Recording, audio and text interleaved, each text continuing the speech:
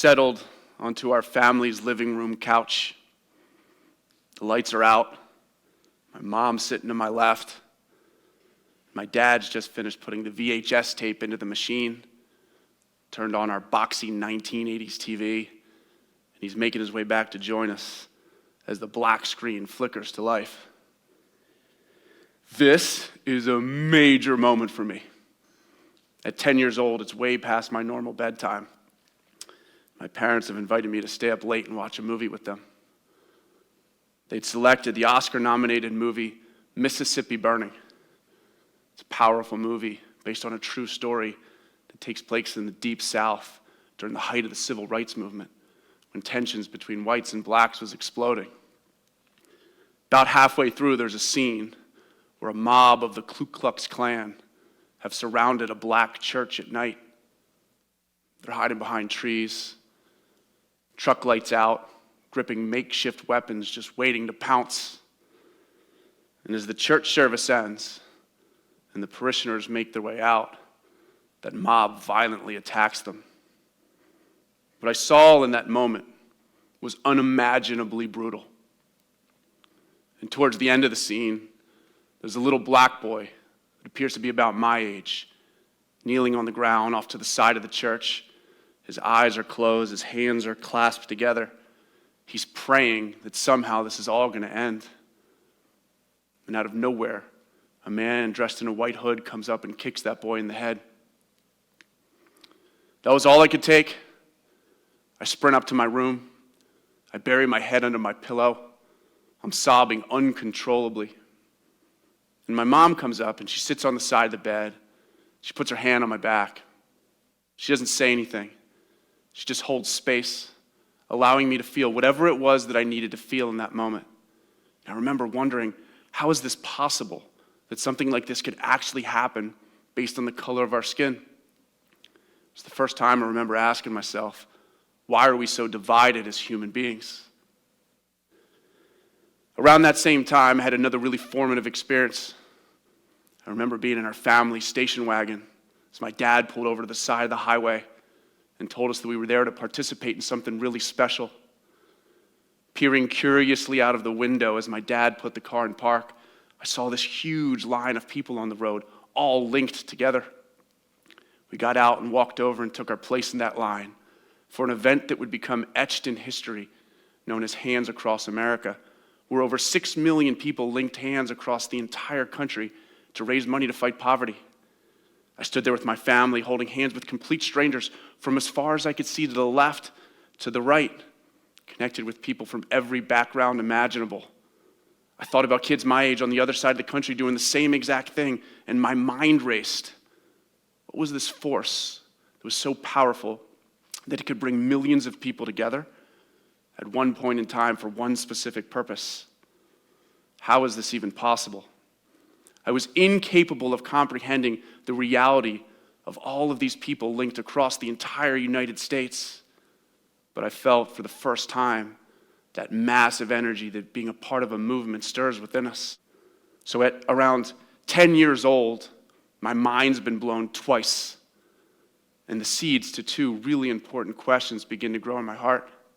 Those questions are, why are we so divided as human beings? And what are the creative ways that we can bridge those divides? And while I didn't know it at the time, those two questions would go on to define me and the work that I would do for the rest of my life.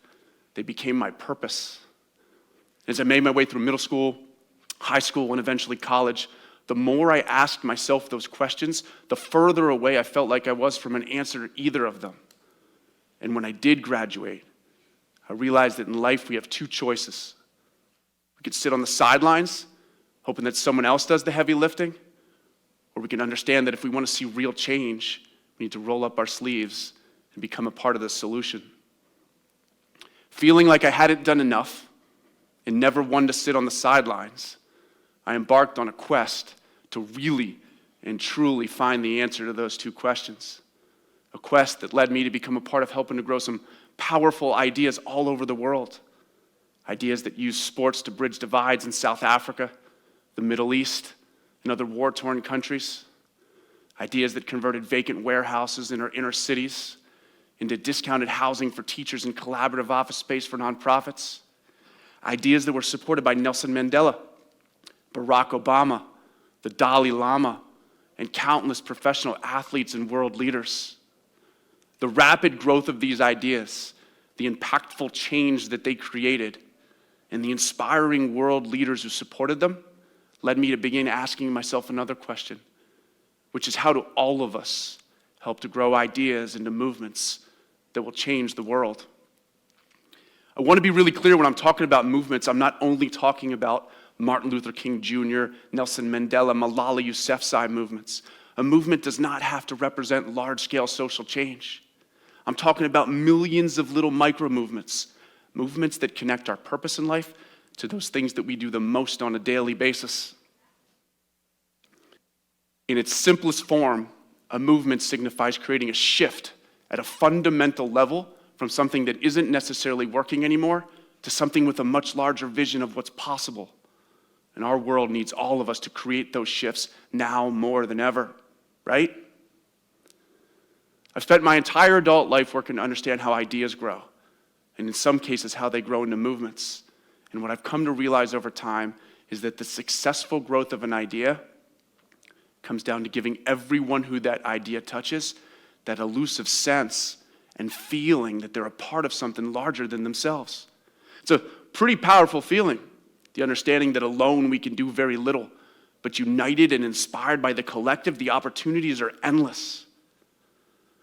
I want to share with you today the lessons that I've learned through my lived experiences that will help you understand how to cultivate that feeling in the dozens, hundreds, thousands, and maybe even millions of people whose lives you will get to touch if you understand how to inclusively grow an idea and connect it to your purpose. And as I thought about how to share these lessons with you, all while distilling a lifetime's worth of work into 18 minutes, I thought it was best if I led you on the journey of the growth of one of these ideas. It's an overcast Tuesday in the fall of 2018, around lunchtime. I'm in board shorts, sneakers, and a well-worn t-shirt, dodging between people in a packed section of Lexington Street on the west side of my hometown of Baltimore City. Every few steps I take, I make eye contact with someone who's offered me some sort of an illegal drug. Percocets, Molly, crack, Xanny. The drug dealers are shouting out their goods as if they're selling hot dogs at a baseball game. Walk past several young men gathered outside of a liquor store, weighing a bunch of weed in broad daylight. There's a guy peeing on the side of the building less than 50 feet away from a cop in his patrol car, pulled over to the side of the road. Nobody seems fazed by any of this. Do you guys know the street I'm talking about? Maybe not Lexington Street specifically, but every city in the world has at least one of these. And if you haven't been there, you've certainly seen it on the news. A block or two away from me are a group of shuttered high-end department stores. Their vacancy over the last 40 years, a sobering reminder of how prominent a part of Baltimore this once was and how far it's fallen. And to my left is the historic and legendary Lexington Market, the longest continuously running public market in the country. It first opened its doors in 1782 when America was still fighting in the Revolutionary War, and it never missed a day. That's over 9 generations. It survived world wars, depressions, recessions, and riots. And while everything around it came and went, Lexington Market evolved, adapted, and held strong for well over 200 years as the heartbeat of our city. But that strength was now being tested and questioned as it appeared to barely be holding on to whatever little life it had left, moments away from also closing its doors forever, which was why I was there that day to see for myself. The city, realizing that the market wasn't going to make it, had just issued a request for proposals, seeking a real estate development company who could transform the market and set it and the area up around it up for another success for another 200 years. I was part of a small group that had just started a development company who had set out to reimagine the real estate industry by using buildings to empower communities, unite cities, and help to launch really powerful ideas. On paper, This Lexington market was the dream job for us. But almost everyone who I talked to about our company applying to develop it told me that we were crazy, that a project like this would never work, that it was too racially and politically charged, that this part of Baltimore wasn't worth any investment, and that a project like this could sink our growing company. But I'd heard this can't and no narrative all over the world by this point, and I wasn't about to start listening to it now. So we submitted our application. And a month later, our tiny company was selected as the developer for the project, beating out several larger local and national groups who had all submitted really impressive bids. Ours wasn't fancy. It just promised that we would listen. So as we were awarded the project, as we were awarded the job, and like we'd explained in our proposal, we understood that this project did not belong to us, that Lexington Market belonged to the 600,000 people who lived in the city of Baltimore. We believed that if the market was going to be transformed, they needed to be the ones leading the charge, and that our role was to be quietly behind the scenes, helping to bring their dreams and visions for this project to life.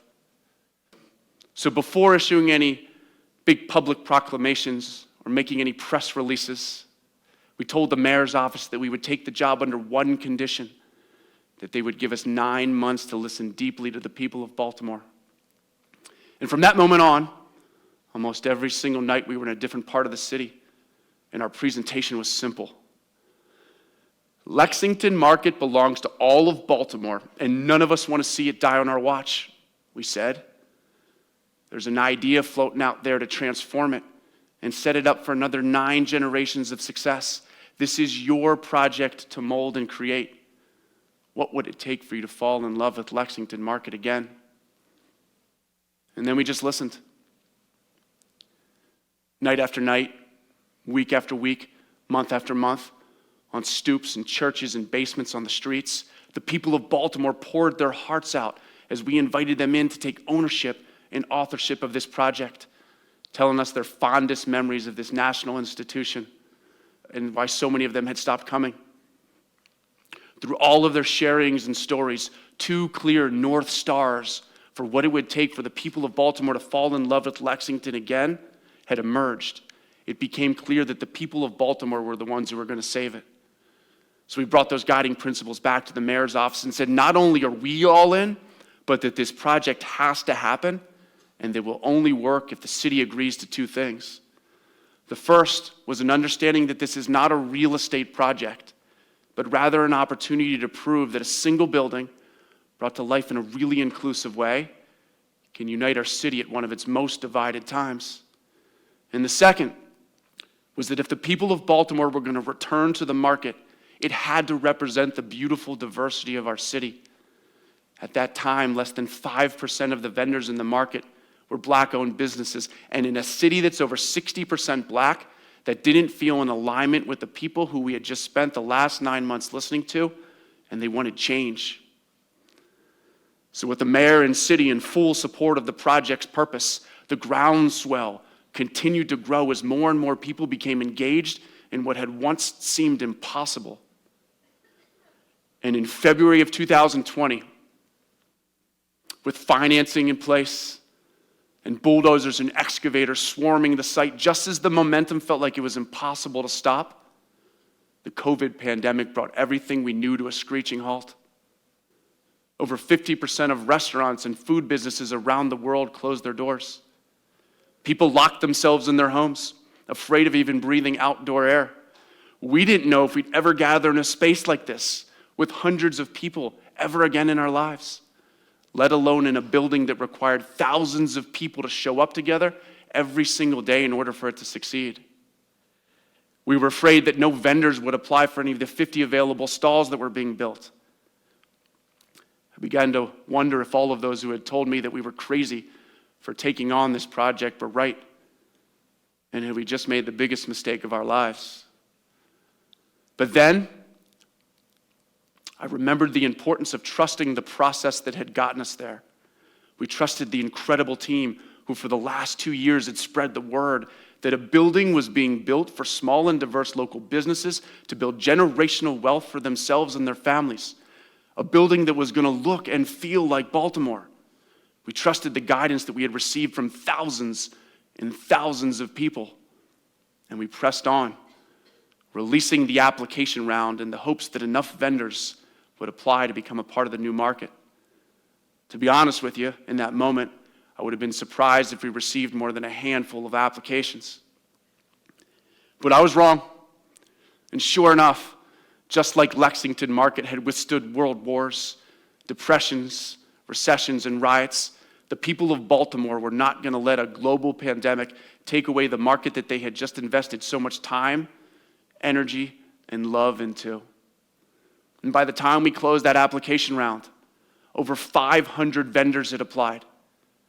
Over 50% were Black-owned businesses. Over 50% were women-owned businesses. And over 50% were city resident-owned businesses. The people of Baltimore had showed us what success looked like, and sure enough, it looked like them. And it looked like us. In the end, the idea to transform Lexington Market didn't grow because we were on time or on budget, which we certainly weren't. And it wasn't because we used brick and not glass. To a certain extent, the physical building had nothing to do with the success of the project.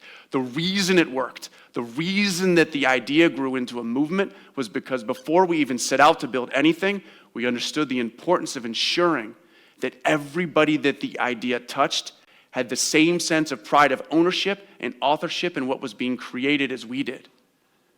That they felt like they were a part of something larger than themselves.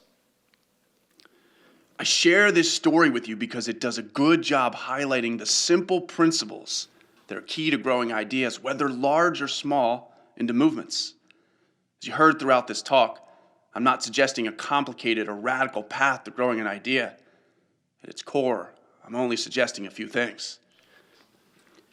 That we humbly acknowledge that the ideas we work on aren't ours, that we understand that they've always existed, sitting on the tip of the universe's tongue, just waiting to be brought to life. And when we can let go of the need to believe that an idea belongs to us, we can approach it from a place of stewardship and not ownership, which will level the playing field and allow others to feel more included in and committed to the growth of that idea. That we tie those ideas to our purpose, because you'll find that many others share that same purpose, and people commit themselves the most to those things in life that they feel deeply connected to and inspired by. And once we're aligned in that purpose, the countless can'ts and no's that we'll receive along the way will no longer be roadblocks, but reminders that we're onto something, and inspiration and motivation to push even harder. And that we listen deeply to all of those who the ideas touch, especially those who the ideas are being grown to support the most. Because you'll find that your ability to listen deeply will root your idea in love. And love is the glue that will allow all of this to stick.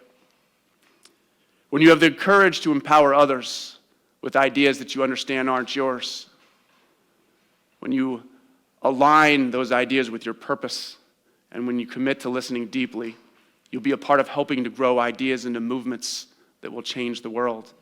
But the ultimate payoff, the ultimate satisfaction, won't be the ego stroke of how you, in some small way, help to grow an idea into a movement that changed the world. The ultimate payoff will be how the movement changed you, how it made you feel like you were a part of something larger than yourself. Thank you.